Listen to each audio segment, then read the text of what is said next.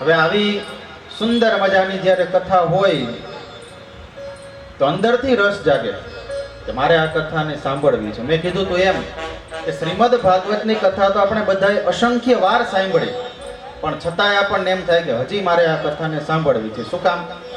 શ્રીમદ ભાગવતની કથા કૃષ્ણ ભક્તિને દ્રઢ બનાવે છે, એમાં આપણને પ્રેમ જાગૃત કરે છે. આપણે તો વિદુરજી કહે મારે એક કામ કરો, દક્ષ પ્રજાપતિની કથા મને પછી કયો, પહેલા મારે કે આ માતા અનસૂયા માતાનું કે પતિવ્રતા વ્રત જે એને લીધું હતું એના વિશે કે મારે જાણવું છે, અને એમના ઘરે ભગવાન દત્તાત્રેય શું કામ આવ્યા આ મારે જાણવું છે. આવ્યા તો કઈ રીતે આવ્યા હતા આ મારે જાણવું છે.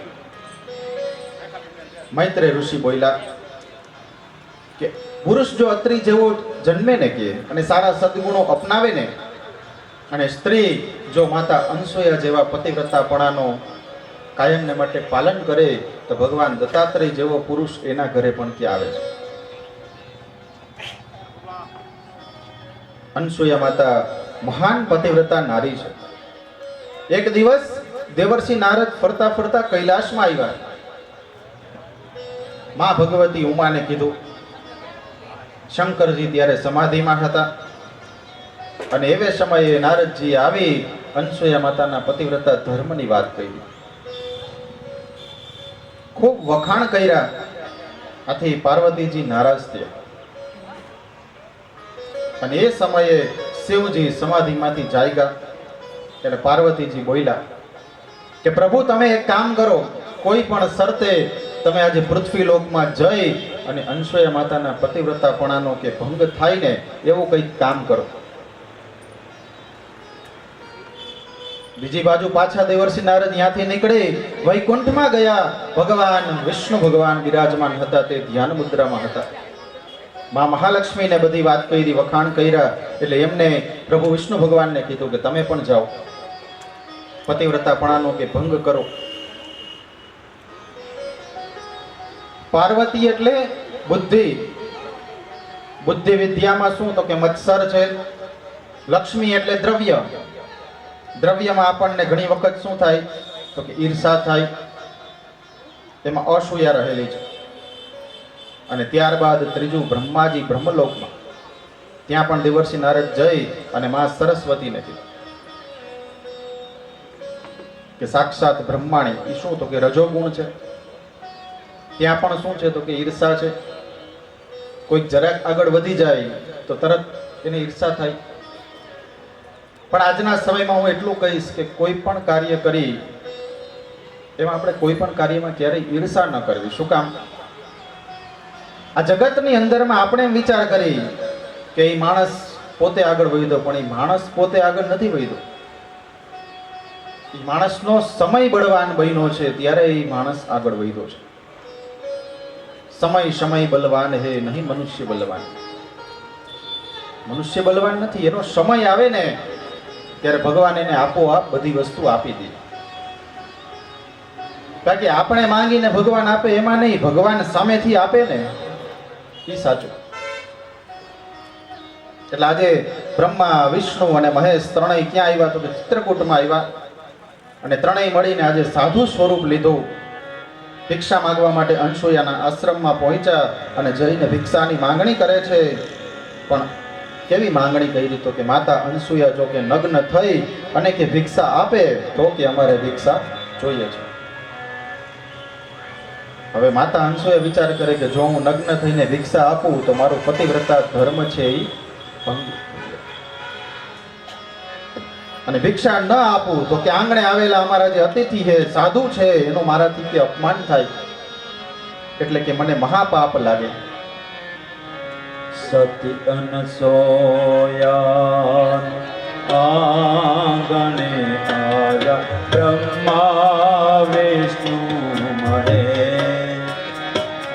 સતી અનસોયાને આંગણે આવ્યા બ્રહ્મા વિષ્ણુ મહેશ. પ્રાણે આવી પાએ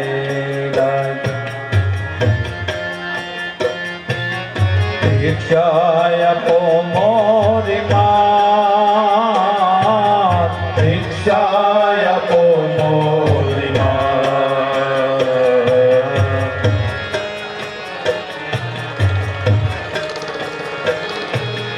કાળા ભરી સતી વન પરણાયા, યોને જોગેશ્વર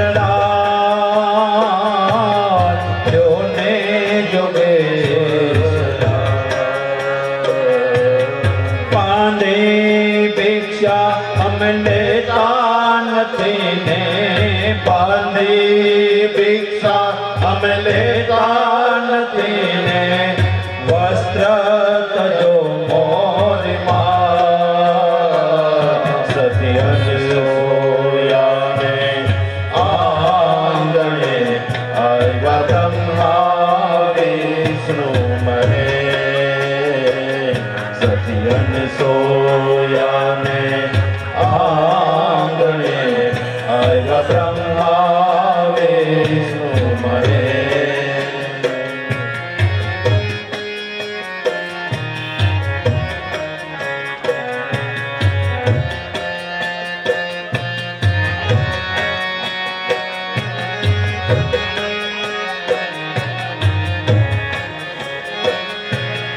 પાણીની અંજલિ સતીએ ચાટી,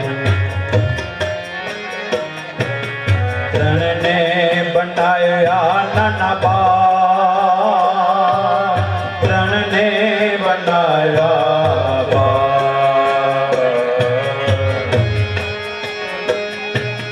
ખોળામાં લઈ તનપાન કરાવ્યા, ખોળામાં લઈ તનપાન કરાવ્યા.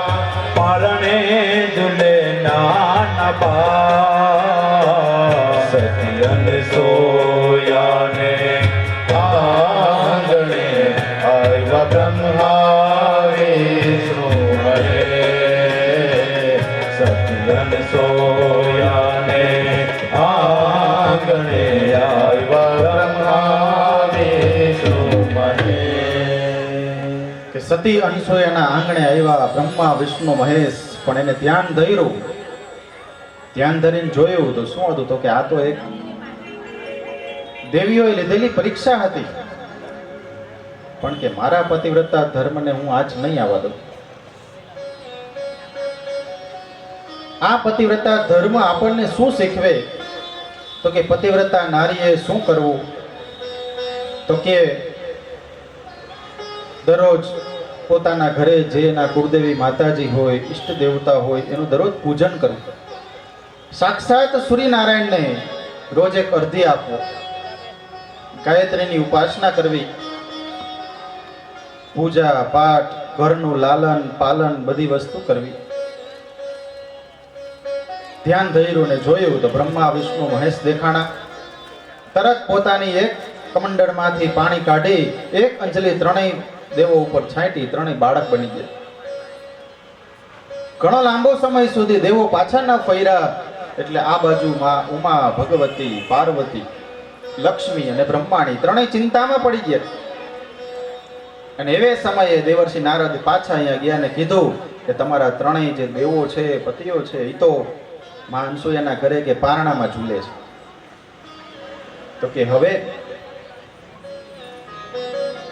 એને હું કાંઈ ન કરી શકું, તમારે જવું પડે.